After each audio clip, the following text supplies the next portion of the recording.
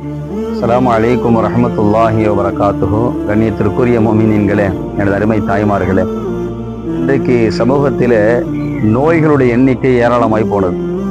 எந்த அளவுக்கு அப்படின்னா, நாமும் நம்முடைய முன்னோர்களும் கேள்விப்படாத அளவிற்குண்டான நோய்களுடைய எண்ணிக்கை அதிகம்.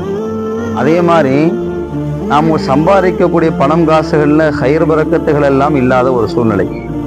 அதே மாதிரி நிறைய மௌத்துகளுடைய செய்தி. நல்லா இருக்கிறாங்க, திடீர்னு வஃபாத் ஆயிடுறாங்க, சின்ன வயசுல வஃபாத் ஆயிடுறாங்க.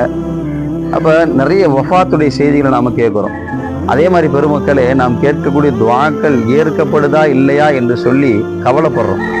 இதெல்லாம் எதனால அப்படின்னு சொன்னால், பொதுவாக நாம் சொல்லுவோம், நிறைய பாவங்கள் சமுதாயத்துக்கு அதிகமாகி போயிடுச்சு, அதனால தான் இப்படிலாம் நடக்குது என்று நாம் சொன்னாலும் கூட பெருமக்களே, ஒரு பெரிய பாவம் ஒன்று சமுதாயத்தில் தலைவிரித்து ஆடிக்கொண்டிருக்கிறது.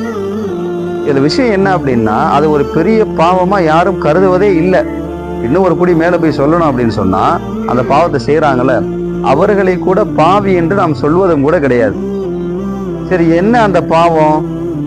அந்த பாவத்தை பார்ப்பதற்கு முன்னால் அல்லாஹ் ரப்பல் ஆலமீன் யார் இந்த பாவமான காரியத்தை செய்வார்களோ அவர்களை மூன்று விதமா அல்லாஹ் ரப்பல் ஆலமீன் குர்ஆன்ல கண்டிக்கிறான்.